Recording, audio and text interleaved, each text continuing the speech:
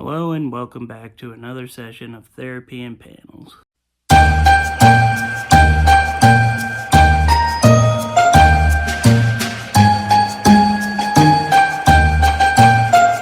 While this one isn't really a Christmas comic, I gave this one a pass due to the fact that, much like Santa Claus, this person has brought so many people joy over the years.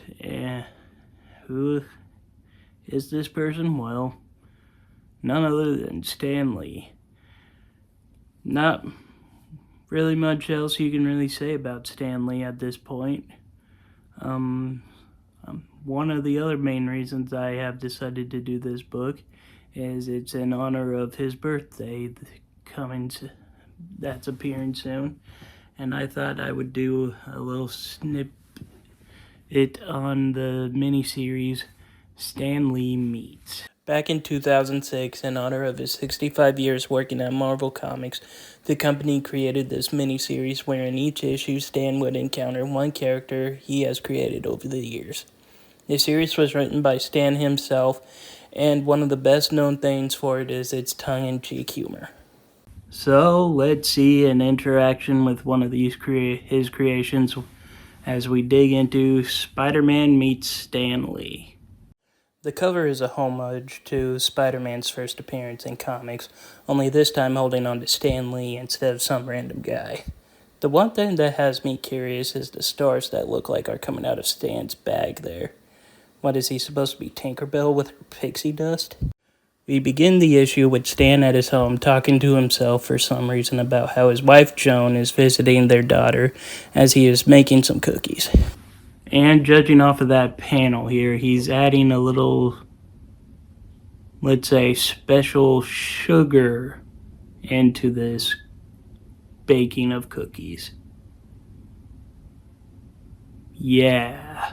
I like the nice touch of him watching the Incredible Hulk show there. Anyway, as he is preparing for a quiet time at the house, he is suddenly visited by the webhead himself.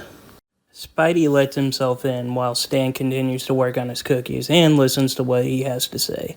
It seems that the wall crawler came to talk with Stan about how fighting off villain after villain these times has just been the worst for him. He just keeps getting a bunch of crap from everyone, especially the cops, it seems. Oh, boo-hoo, Spidey.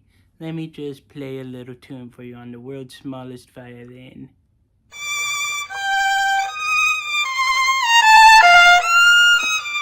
Yeah, I get it. It can be frustrating, but last I checked, you're not doing this so people can line up giving you praise. Anyway, he mentions to Stan about his thoughts on quitting, but gets told off by Stan for how selfish of a thought that is. Not because of all the lives he saves as Spider-Man, not because he wants to quit due to it being too hard, but because he isn't thinking about all the people that depend on him for money due to the merchandising he creates doing his superheroing. Spoken like a true American businessman, Stan.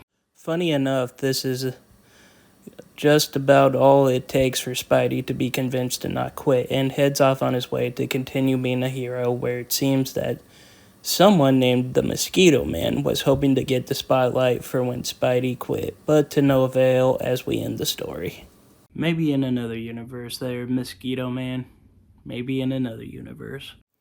Speaking of other universes, we have a side story written by Joss Whedon with a man named Steve Renitz attending a dimensional Comic-Con, encountering other versions of himself and the comics that they collect, which are honestly hilarious to look at. Just to name a few of these hilarious little books, we have Amazing Reality, The Normal Four, and my favorite, The Night That Gwen Stacy Died of Shingles.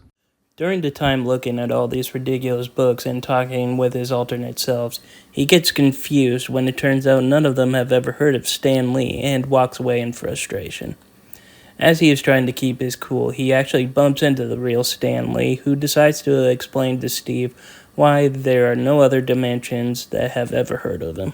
And with that, if interested, I'll leave that for you guys to discover in however way you decide. And for my final synopsis and diagnosis, this was just okay.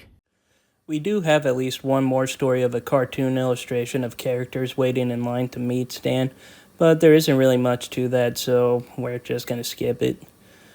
But I was hoping for more with Stan and Spidey interacting with each other, and while it did give me a chuckle, I would have liked it for better reasons, and an actual story of Stan convincing him not to quit.